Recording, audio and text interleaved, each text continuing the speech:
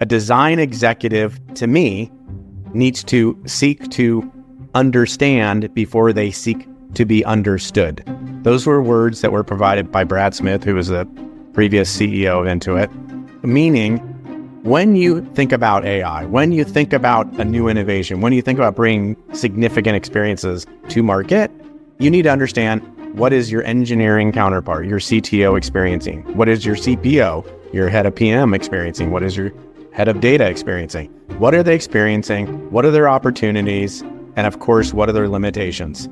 I used to have a thing, which is like Natron, who is CTO of TurboTax, and Taylor Stansberry, CTO of Intuit. We used to have like this ongoing sort of serious but lighthearted challenge, which is, can I, as head of design, speak like a CTO? And can the CTO be well trained enough to speak on behalf of customer empathy and design?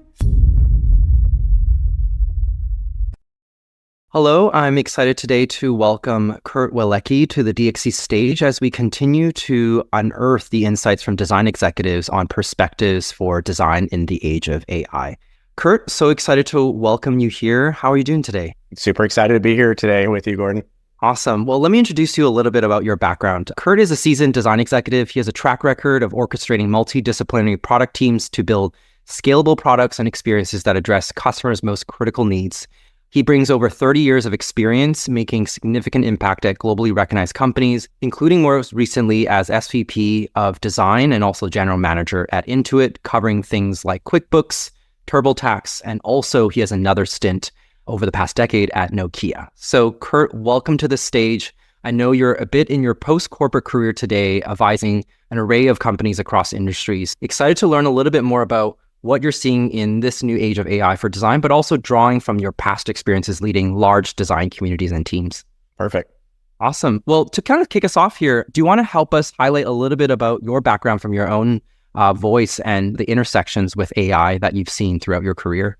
As Gordon, you said, it's 30 years in duration. That covers a lot. My background has always been about human machine and human computer interaction. So it's all about the balance of the human computer versus the actual machine computer and what's known as functional allocation. What is a human good at and what is a machine good at? What is a human good at? What's a computer good at? And now in today's new era, what is a human good at versus what is big data, machine learning, and AI good at? So it's always been about this balance to bring the best of both of those computers. I myself have spent during the 11 years at Intuit. Intuit is a juggernaut in the fintech space, heading design for QuickBooks, heading design for TurboTax, working on Mint, working on Credit Karma, and of course being the GM as well at emerging markets for QuickBooks. Really gave me like a unique perspective on how AI is used in fintech. When you think about fintech, there's various facets of it. It's a two-sided or even a multi-sided network. When you think about TurboTax, you often now think about TurboTax Live. When you think about QuickBooks, you think about QuickBooks Live. And of course, core to TurboTax are, of course, tax experts. Core to also the Intuit products like Pro Series and Lacert, which are used by tax experts. So there's accountants using that. And then when you look at also QuickBooks, as you can imagine, accountants and bookkeepers are utilizing QuickBooks themselves. So when you think about how AI can benefit that system, it can benefit the small business owner, it can benefit the independent DIY taxpayer, and of course, solopreneurs, as they call them, or even mid-market businesses.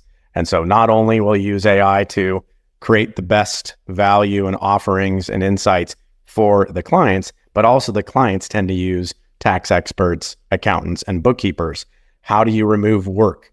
How do you remove the drudgery of manual entry and actually use like machine learning and of course AI to not only enter in data, but also find anonymized data-based insights, personalized data-based insights. You'll hear a lot when you look at Credit Karma. I think there's 100 million unique users. They use a technology that they've called Lightbox. This is all, of course, public information. And that, of course, is their way of taking your data, looking at all the other data across their data points in an appropriate, ethical, and value-based way to find those insights and then take those insights and generate action and value for the consumers. I myself have worked across multidisciplinary teams with engineering, data, product management, design, customer service, marketing to use AI. Now, when we think about AI, as I've been, studying, there's oftentimes a taxonomy. People refer to 3 stages of AI or even 7 stages of AI. But let's be clear, it starts out with a very narrow, identified, trained usage of AI. And then it becomes like about AGI, where it's like artificial general intelligence. And then the sort of like very minority report where you get into artificial like super intelligence. When you think about Intuit, they've launched Intuit Assist that utilizes AI to look at your data, to look at anonymized data, and to basically uncover meaningful insights that, of course, should help you on whatever financial, fintech related opportunities and problems you're looking at, be it paying your bills, be it paying taxes, or trying to run a P&L report if you're a small business owner. Tell us a little bit about your current daily usage of AI's tools as Kurt. Like, how are you using it? What are you using it for? How frequently are you using it? Help us understand you a little bit as a user. I definitely am a ChatGPT 4.0 heavy user, like paid user. I use it for all sorts of things, from either writing proposals, writing submissions for my consultancy, for planning trips, personal trips. I use Jasper for content writing. I'll use Firefly for more visual. Actually, the way I use it is to jumpstart me. And I think that's generally the way that we did a lot of research at Intuit within the design teams, how the design teams need to take on board AI, because you can't ignore it. You obviously need to embrace it. So then you need to look at the benefits of it. Right now, AI is a buzzword. And of course, it is reality to a degree. But how do you make AI from something that is sort of stated to drive your Wall Street narrative to really generate meaningful value for customers and the partners by which to support those? So for me, we did a lot of work on Firefly, a lot of work on Jasper and content.ai. For the most part, those are the focus that we would go into and really rallied around those for those teams. But for me, it's all about using AI to sort of jumpstart me in a general direction. And then, of course, I've been really focused on how do I design my prompts. Designing prompts does matter. So that's really been my focus on how to do that. It is pretty awesome. I will tell you that. I remember doing job profiles and looking at even my own performance review going like, I did these things. And ultimately I was like, wow, it would spit out a very, very, very accurate and directionally correct draft. So it's powerful. Sounds like you're almost using it every day at this point. How would you characterize the current zeitgeist you're seeing around AI? It is currently a buzzword, but it has also become a critical business imperative for CEOs and boards alike. So any analogies, parallels that you see between the current state and the past to help us make sense of it? This is my own opinion. Right now, AI is being used in narrow trained forms. It requires teams to identify areas that will benefit customers that in essence are augmenting the existing experiences. Generally, when I talk to colleagues and counterparts and do research, it's very clear that yes, there are some companies, like if you dig down into how do we use AI, you need in essence to have A, big data and a unified data lake. Okay, great. That's actually quite hard to do. And B, modern parallel architecture, so that you can, of course, have, just-in-time rendered AI experiences that separate out the AI layer, the architecture layer, the middle layer, the UI layer, et cetera. A lot of companies, because if you have a company at scale, they probably tended to be inorganically grown. So they end up with a lot of different software stacks. To really have AI deep in your experiences, it actually uncovers old historical technology debt in these companies. So for me, I'm looking at AI as sort of like, yes, it exists completely and it's being used, but it's still sort of in a superficial, augmented way. It's not at the core. Yes, there are some companies that have it at the core. Obviously, the biggies that are always iterating, a Google, an Apple, an Amazon, they've been truly ensuring that their data layer and their lakes and their architecture are modernized. And clearly they're Microsoft I mean, these are the leaders in the space, not only because AI benefits their customers. It's not only that. It's not only because the AI will generate customer benefit and value and solve their biggest problems. It's also because they have a modern software stack. So for me, it remains to be seen in most cases. I do think it's an overstated narrative that's going to still take years for many companies to actually integrate it truly at the core layer. The part you're talking about is like the company's underpinning of, can they even effectively embrace AI, right? Even though there's this wave coming. And I imagine a lot of companies might feel like there is a huge technical side to this that they're kind of blocked by because they didn't prepare for this. So is that kind of what you're hinting at a little bit about which companies are truly set up for AI era success? Yeah, I feel like it's one of those things where it's a narrative. You want to be perceived as driving AI, but let's be clear, to actually drive it to the core where it actually is going to have significant benefit, I believe that actually companies are going to take several years to get there because of tech debt, because of disparate software and data layers. And that's what's going to happen. So yes, it's all the rage, but I even see Wall Street sort of uncovering that right now, which is a lot of companies have sort of pumped up their valuation market cap because they're an AI company, only to realize, okay, are we actually seeing a significant increase in revenues, improvement in experiences, driving that customer benefit or benefits, et cetera, improvement in retention, improvement in daily or monthly active usage. Like, you're not seeing that hockey stick quite yet. You're not seeing the leaping the chasm kind of thing, but we'll see.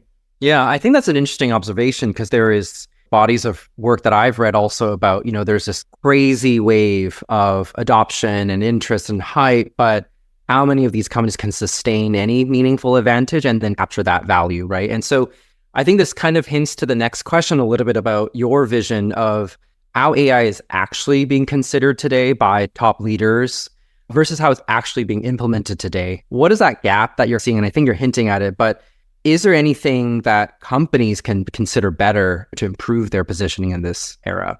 Let me first of all state that irregardless of whatever I state, design and heads of design and executives of design basically need to, of course, deliver on or accelerate the customer's vision and strategy.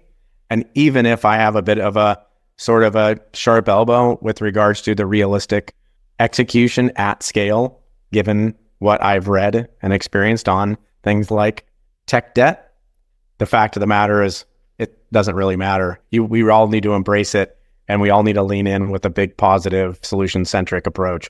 Back to your question, in my experience, I always believe that when you look at how you're going to deliver massive value to customers, it has to be done in a multidisciplinary way. And it's kind of like I always say, like in a good marriage, partners need to lean in 60-60, not 50-50. So ultimately, irregardless of whatever the other disciplines do, design, because ultimately I think of design as the stewards and the proponents of amazing customer experience. Ultimately, it's our job, it's our responsibility to bring together those key teams. So whenever anything of value that is technology-led has reached the hands and hearts of customers, it still needs that design perspective to ensure that experience adds value. And those have been like the most satisfying parts of my career, and the wins for my teams have been when we've leaned in, looked across at the sisters and brothers over in engineering and PM and data, specifically the quad, and said, we're design, come over to us, come over to our studio, get on the whiteboard, let's talk and let's build together. Because technology without a use case, to me, is simply it's just a concept. It's just a proof of concept. And ultimately, I think the engineers are amazing at doing technology-driven innovation. Designers tend to do customer-driven innovation. And when you marry those two, you can really end up with something that's award-winning. Because let's face it, you can sit in a room with a bunch of amazing designers, but the next checks and balances, is it feasible, meaning can you make it? And then is it viable, meaning is it good for your business? So you might as well do those in parallel and accelerate the whole product development and experience development cycle. That's a great perspective, because I think right now we're seeing quite a tech-driven cycle of innovation. You're arguing, could we create a more holistic innovation cycle that marries both customers and technology, so we aren't left with either fancy technology we can't actually use and value, or fancy ideas that we can't actually implement? That's exactly what I'm saying. I've seen it multiple times on machine learning, on graph completion, and earlier iterations that are actually core to AI, and create this new architecture and these new capabilities. Ultimately, that's amazing. Engineering, fantastic. But let's be clear, until it reaches the hands and hearts of customers, to me, it's basically just a technology proof of concept exercise. And whenever designers have really worked together with the engineers and data folks, a key component of that is coming together early when engineers have said, hey, AI can augment or even drive this experience in a new, better way. In order for them to even make that technology come to life sooner, the best thing they can do is have a design team create a high fidelity prototype. Maybe if it's working with real code, and get it in the hands of the executive leadership and decision makers much sooner. I've been part of those on both sides. When we didn't do it, it fell flat. The engineers showed up with something amazing. It didn't get the buy-in soon enough. Competitors passed us by. Learning from those experiences, leaning in, finding the heads of tech, getting the buy-in by the drivers of engineering and data and PM, along with design, I've seen that accelerate by 10x. It's a 10x in working in parallel. It becomes incarnate. It becomes something that is pressable, discoverable, learnable, experiential prototype, or even a working concept. With the consideration of an amazing design, really accelerates that internal decision making to then put wood behind the arrow and invest resources to drive that at scale to external real customers and people. Do you feel there's often a necessary tension in going to that curve side of whether it's customer focused or technology focused that leads to these extreme innovations? But then I think there's something maybe here of we see the counterbalancing factor to best integrate and ensure that the innovation is well-rounded. And so I think this is kind of hinting to the next question about the evolving role of the design leader in the age of AI. And as we think about how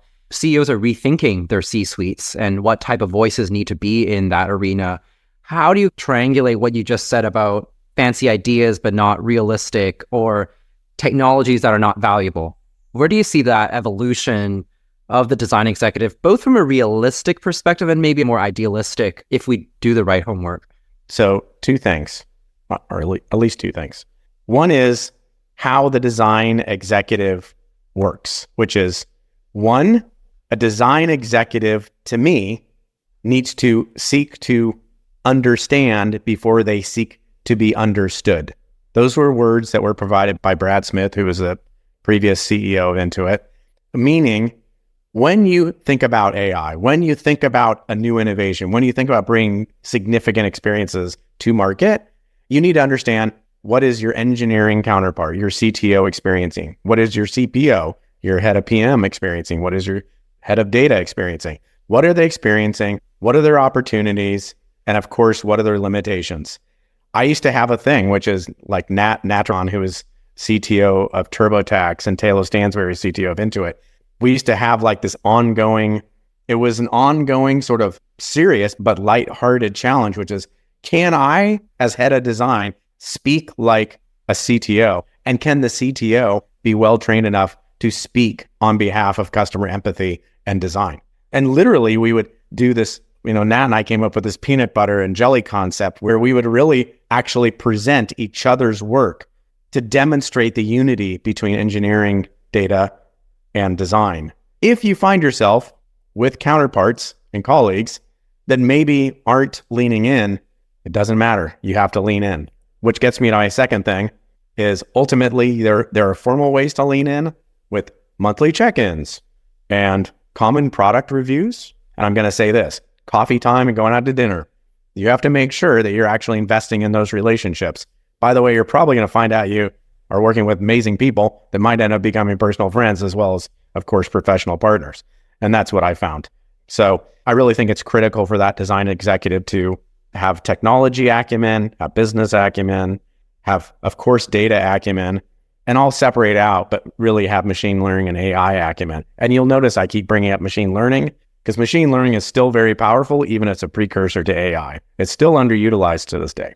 I love that analogy about leaning in both formally and informally. It's really that, I think, organic spirit that the team should have to be unified to drive a total result, right? And an experience. And I think to even your earlier point about technology versus customer side, it's like these voices in the room should be unified in order to achieve the best outcome. So this leads me to thinking, one other thing that I think you're hinting at is the vital importance of what is that teamwork? What is that culture of collaboration and shared mission vision, right? That almost sounds like a critical imperative for CEOs to instill in their leaders, whether design or technology, et cetera, in this age of AI, because it sounds like it's even more foundational to its success. It is, for sure. Maybe I'm being too specific, but you're exactly right. That is completely critical for a CEO.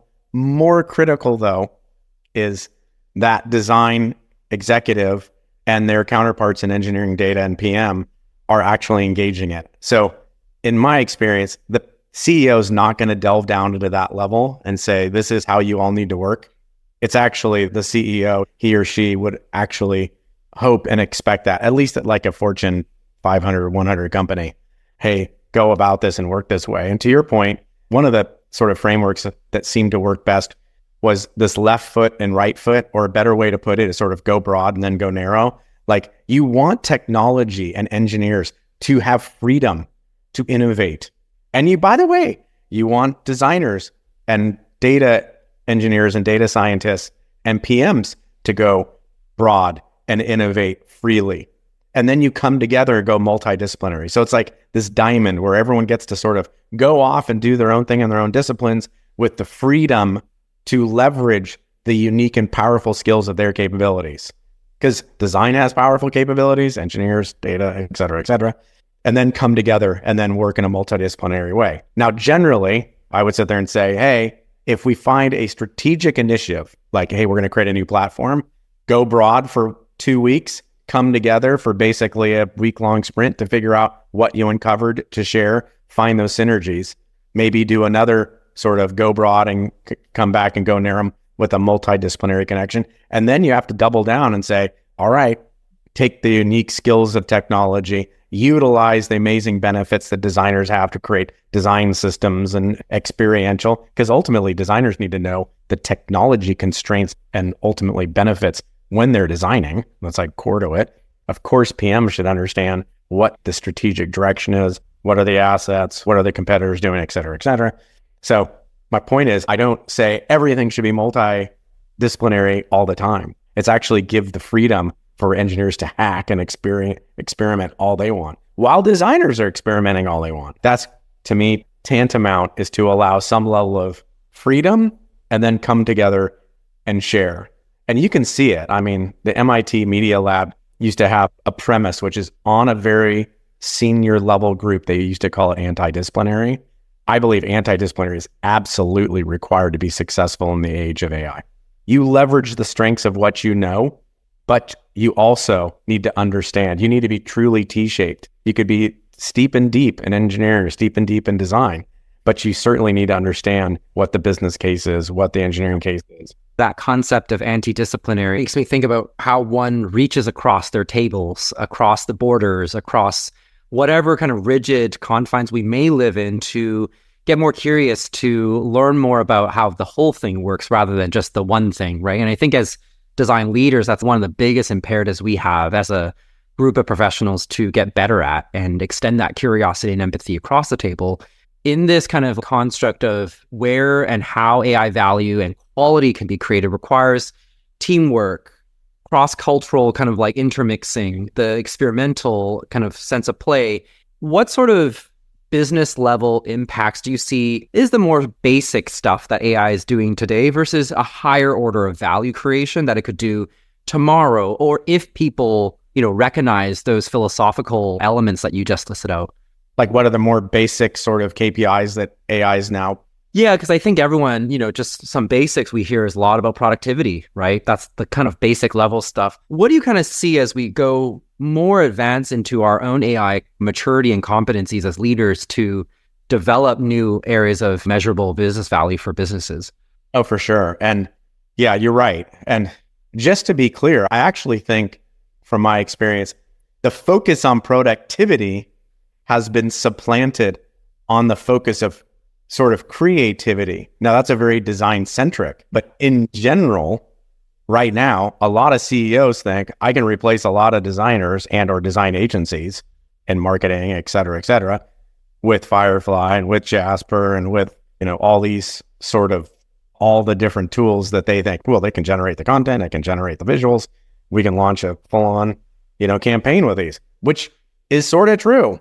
I do think that's dangerous because it's thinking that design just is there to put something pretty together. They're forgetting about design as a system. They're forgetting about design tokens, semantic tokens. They're forgetting about actually making a scalable just-in-time system. They're forgetting about end-to-end thinking. Even research is, when you look at big data and you utilize Tableau data and you look at these things, it's like Tableau's using AI. You're like, oh, do I need a research group anymore? It's like, well, it's kind of reactive data versus productive data. I see that productivity, and think about when you want to talk about productivity, there are not many. I would challenge you to think about what other companies have to deal with more drudgery and manual entry than a tax expert, than a bookkeeper, than an accountant. Intuit is there to solve the most mundane tasks. Why? So that you can unlock the tacit knowledge and the intrinsic value of these experts. Like when you say you're tax expert and you hear, small business owner, you need to think like, these are like people that are there for the intrinsic to benefit their clients and to actually help them with their small businesses, help them with a very tax accurate tax return that will get them every penny and deductions that they deserve. So that's about not just productivity. It's also about having predictive insights. And it's also about, yes, it's about reducing drudgery, but it's also about planning ahead. I see. So you're almost saying there's a bit of basic level, solve human drudgery and misery, basic tasks. And then as we go further up, it's like anticipating, it's forecasting, it's personalized to patterns that they might be seeing. That's right. And so that's really where it needs to go from like specific and trained in a small vertical to then become much more extensible across the various data points. The self-help, for instance, in a QuickBooks or a TurboTax experience is interacted with millions of times. And they actually leverage natural language processing and disambiguation. They've been doing that for many years. I've been responsible for that, working together with customer service and technology and data. It's getting you those answers. Those answers continue. Now it's been rolled out as Intuit Assist. Not only does it exist when you need it to, it's now becoming much more proactive. And it's proactive not just in a question you ask. It's proactively predicting what you should know. Right. It's almost like what do I not know that I need to know? Exactly. Like, hey, new hire, if you have a question, ask me. That's helpful, but not so helpful. What's really helpful is say, here are the questions you should be asking. Here are the answers. And by the way, here's some other questions that would be very useful. Like it needs to be predictive. It needs to be future proofing, and it needs to be clearly thinking through that. And then, of course, how do you get this to set up, in essence, for me, a good metaphor is the self-driving car. And self-driving cars actually have different levels that are identified by the NST. So ultimately, do you go from something that just allows some level of automated control to fully automated, even driverless? Imagine in the world of fintech, having your books done and all you need to do is review and verify. That's pretty amazing. So yeah, I see this framework for predictive versus kind of basic. Do you have a word that you use for that? Do you say predictive, anticipatory? Like what's your word of choice? I usually use predictive. And even there, Gordon, like predictive is that's cute in a narrow focused area. What needs to really happen is as you start to trust the allocation of responsibilities to the machine to remove the drudgery of productivity and manual entry. I mean, it's publicly stated, tax experts and small businesses, those accountants spend almost 50% of the time chasing down forms and entering data. I can't think of a better place to use big data, machine learning, and of course, AI in that. But that layer is needed to unlock prediction, scenario planning, like the much bigger value. I think what's so interesting here about what you're saying now and what we started with is there are these technology foundations that enable these delightful, unexpected and predictive experiences to unfold in front of our eyes. Dream of that from a designer's perspective is we do want that, but it also lies on probably decades of infrastructure and technology buildup, right? And capacity. And I think you hinted at the challenges of tech debt and modernization so that we can build better experiences on great foundations. So do you have anything more to that? Because I feel that's a really important nugget we should hold on to, because there's also limitations to experience innovation and quality without the right technical kind of infrastructure and capabilities. Yeah, I think you capture it really well. Of course, the ethics component are critical, and it's not just a design thing. It needs to be holistic, that the entire company needs to be stewards of correct data usage and AI usage. And the other one is we are certainly entering a very interesting time. I have 2 kids that are in design. They're not kids, they're adults, they're 26 and 24. At what point do they feel like they're now in a fully automated vehicle? And then you start to ask, just like the Industrial Revolution came and people lost their jobs, you're going to see job loss for AI. So then everyone needs to re-educate themselves. But the other thing is, what side, from a customer standpoint, if you could have a self-driving TurboTax, that doesn't mean that customers will completely want it. There is a thing where you need an operator in the loop. Maybe the operator in the loop doesn't need to fly the plane the entire time or drive the car the entire time, but they certainly need to have their fingers on the control when it's time to land, when it's time to park, when it's time to avoid pedestrians. It's the same thing when you think about employees that are delivering great experiences. And you think about customers get a lot of intrinsic value out of doing the things we talk about, maybe scheduling travel, doing their bookkeeping, doing their taxes, whatever, the list goes on with all these technologies. So it's a very interesting time where if you could go fully automated, a designer's role needs to understand how you keep a designer in the loop in such a way that they understand situational awareness and context, and they feel like they're educated and they can make informed choices and review and verify AI-driven choices. I think there's something here about even studying that critical inflection point during the Industrial Revolution of what was the workforce kind of transition period, what was upskilling like back then, what new jobs evolved or replaced. And I even think about current state, we're in 2024, it's November. What are those pathways that we should be looking at? And I know there's a ton of labor market research on this, but that feels like one of those things that we should be really close to, even within our own world as designers and design organizations, of what might those emergent roles that are already happening that we could pay more attention to, especially as I'm hearing from you, there's a really deeper need to get closer to technology and the foundations so that we can be effective AI designers.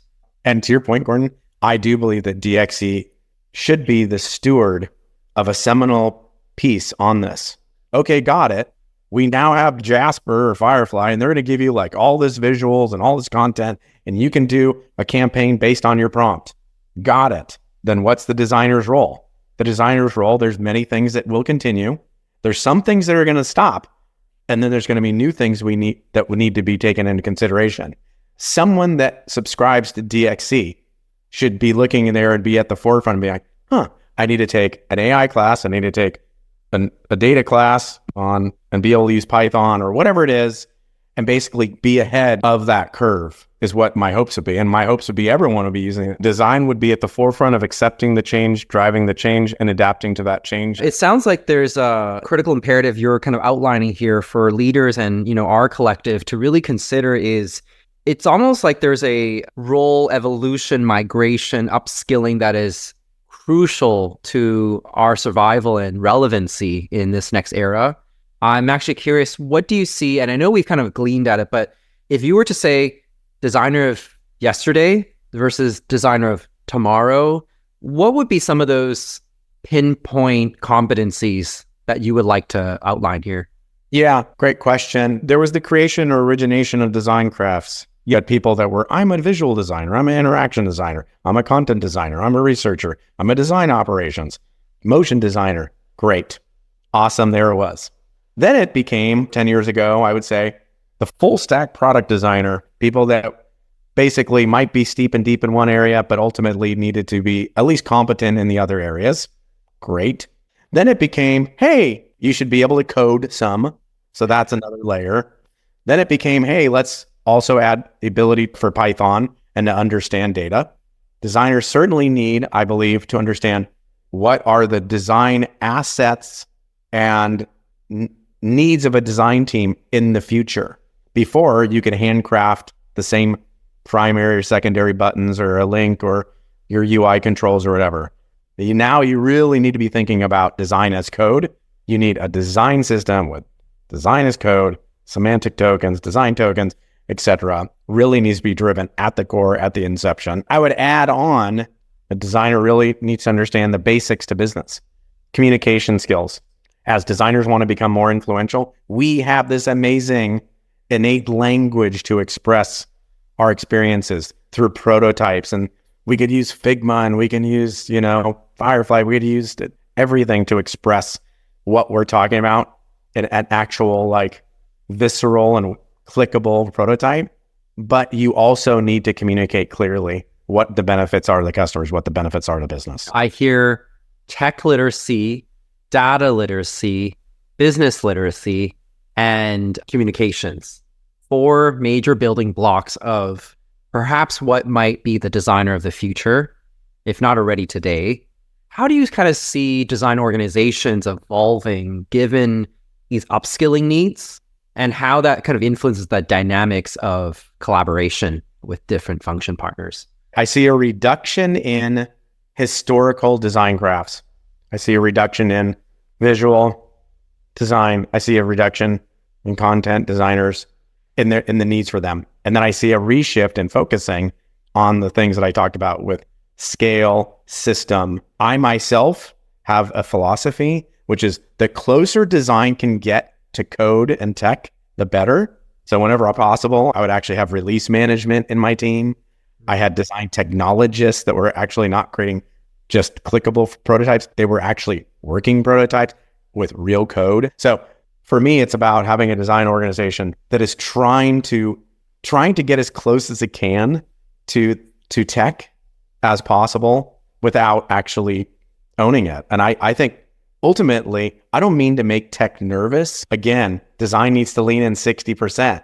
It's almost like there's a ecosystem of players, and this increases the defensibility of design value, right? As you get closer to tech, closer to business. Just to add to this, so let's flip to the other side. As we talked about earlier, reaching across the table, across borders. It sounds like you have certainly a passion in the technology space as much as design. How do you see the tech organization evolving, given what you've said about designers becoming more technically competent? Well, I think that's still the fringe of what they're looking at. Like, for instance, myself and Keith Olson, who was the CTO of TurboTax, we actually agreed that front-end engineering would be in design. So now, of course, he's focused on big things like availability and performance and reliability of very critical stacks, which obviously the CTO needs to worry about and think about how you're going to AWS and these kind of things. To your point, Gordon, in this whole thing, I think this would be like a meta point for you and I. Agnostic of whatever technology, and obviously right now we're obsessed with AI. Everybody still needs to own and feel the customer problem and the customer pain point and that opportunity. Fall in love with the customer problem, not your solution. Know the user, but you are not the user. That was like something I learned 30 years ago in grad school. You are not the user. You have to have empathy. You have to actually go engage with that engineering groups. I would challenge all design executives to try to engage with your heads of the engineering, data, marketing, customer success, et cetera, and get them involved in deep customer empathy. It doesn't need to be a lot, but it needs to be enough so they feel the challenges, they feel the friction, and also they feel like the delightful moments and love, and they get some satisfaction of, oh, they actually knew that. Oh, they actually provided solve for them. So I think ultimately that's one of the key things I want to see organizations become more people-centric and human customer driven. And then lastly is reaching across to design, especially 60%, and saying, wow, this is a group that can really put the skin and bones on our technologies and make it like visceral, make it engageable, so that big priority and big strategic decisions on giant tech investments can be made sooner rather than later. Because words are not as effective as the language of design, making them kinesthetic, making them tactile, etc. And to end it here, what movie, book, or story best serve as inspiration for a future to prevent between humans and machines? I mean, I love that. What is it? Ex Machina. That to me is, I don't know. It's inspiring and nightmare worthy as well. I think that's an amazing movie that really embraces sort of like where I'm at, which is where's this going to go? Yeah. Yeah. That's my most visceral one. Thank you so much, Kurt. It's been a pleasure learning with you. I'm truly taking into heart this concept of the 60, and I'm sure certainly audiences will learn. So thanks so much for coming on the DXC stage with us today, and thank you so much. Thank you so much, Gordon. Take care. All right. Bye-bye.